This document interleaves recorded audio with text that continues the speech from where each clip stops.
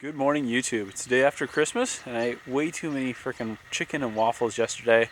Probably had a few too many drinks too, so now it's time to burn all that off. So to burn that off today, I'm going to do a little bike rafting adventure. So this is my first bike rafting adventure here in California. Should be a lot of fun. I'm going to bike down the Feather River, about 9-10 miles, get out, and then bike back up to the car. So let's take a look at some of the gear I brought today.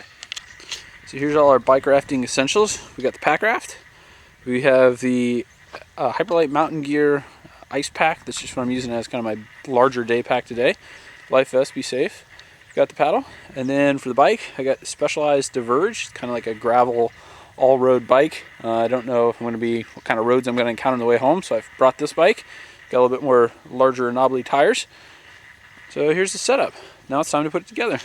So one thing I brought to keep my feet dry were these called Matic dry socks. They're made by Arc'teryx, like little gaiters, but they're made out of Gore-Tex, and they work great for kind of this kind of stuff where you go in and out of the boat in like knee-deep water. So I've been using those. They keep my feet nice and warm.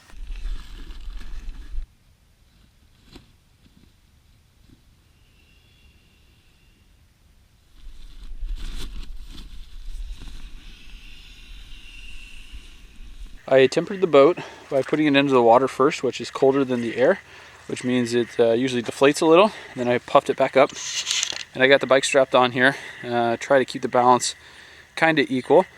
Pro tip for today is put the straps through the tie points first, then put the bike on. That seems to make life a little easier.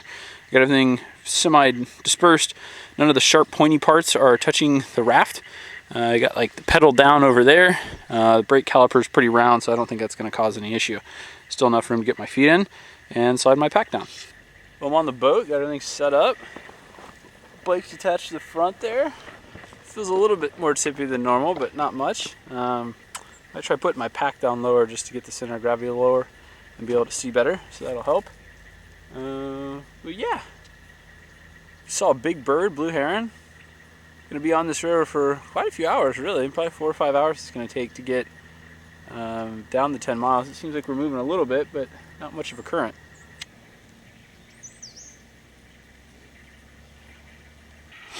It is dead calm with very little current, but you can see all this stuff up in the tree. It was probably washed down from the last time. See more down here. The last time we had a big rainstorm. It's a good, like, I don't know, 7-8 feet above where I'm at right now.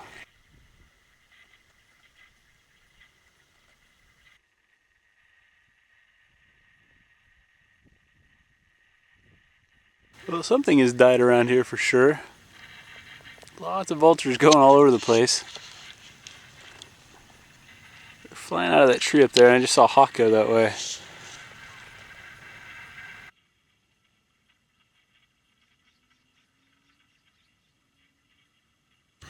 It's a gorgeous day out today. I've been going now for about an hour and 40 minutes. And yeah, so far I've seen 0 people, no boats, nothing. It's super quiet out here. There's like a highway, probably about 10 miles that way. But other than that, it's pretty quiet, pretty nice. The water is super still. I'm quite surprised. There's very little current. And for the first time in about 3 days, there's no wind, which that's why I decided to come out today. So let's see, done 6,600 meters.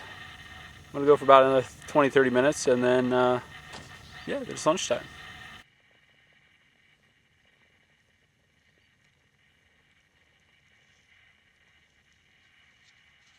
Here's the lunch break spot. Got the pack raft set up on this nice little sandbar, and that's where it came from.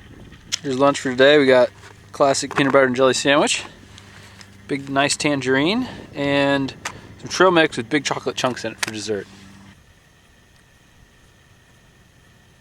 When I first moved to California, I kept seeing all these little green splotches of things and trees, and I didn't know what they were. I thought maybe it was like a bird's nest or something, but then I noticed they're everywhere. And eventually I talked with a tree trimmer the other day and learned that it's actually mistletoe. So I didn't know what that was, and now I do.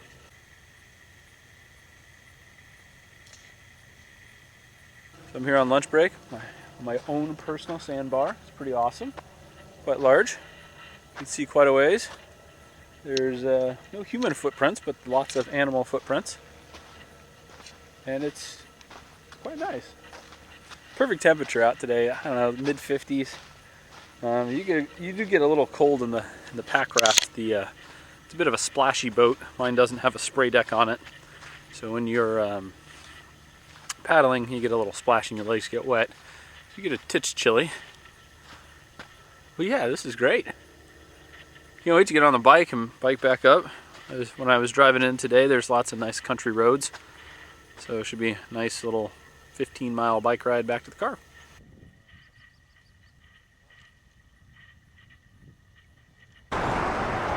You can see all the birds make these little nests up in here. Pretty cool. Here's a bunch of them. That's cool. Well, it's almost 2 o'clock and I've been paddling since about 10 o'clock. So a good 4 hours of paddling or so. Right up here, not too much further, is hopefully the beach that I'm going to take out on. And then it's going to be a bit of an exploration to get home. The best, easiest way to get back is to cross on the 99 for like 2 or 3 miles, which I don't know how I feel about biking on that, so I don't know if I'll do that or if I'll stick to one of these levee roads, or which way I'll take. So we'll see. Getting home, I don't like heavy traffic, so we'll see how that goes.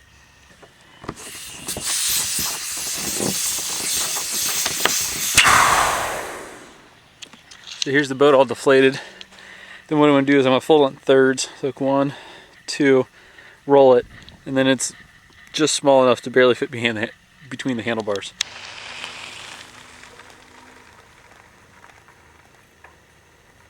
I don't know if you can tell, but you can see the mountains way in the background. It's kind of Tahoe, I think, probably. Oh, Tahoe's over there. It's way far in the distance. Beautiful clear day out to be riding. You can see here how I have the packraft attached. I rolled it up into thirds and then I kind of strapped it all together for this, so it's one nice package. And these are called Volley, I don't know how you pronounce them, straps. And they work really good. Here's 2 15s and then 125. And you can ratchet it on pretty good. And you just got to make sure it's out of the way so you can still use the shifters on either side. But yeah, packraft. This one's the Yak model, a medium. Fits just fine right there in between on the handlebars. It does make the steering a little strange because you got an extra, 6 pounds on the handlebars, which it's not used to. But you just go slow and you're fine. So here's the bike put together, riding here on the gravel road. Got the Hyperlight Mountain Gear. It's my ice climbing pack. It works pretty good for this trip. Right on.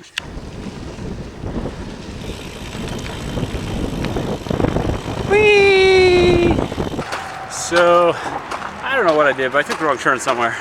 So now I gotta jump on this highway, get over this bridge, which I think there's plenty of room, and then somehow make it back to the car. So, oh yeah, completely in the wrong area.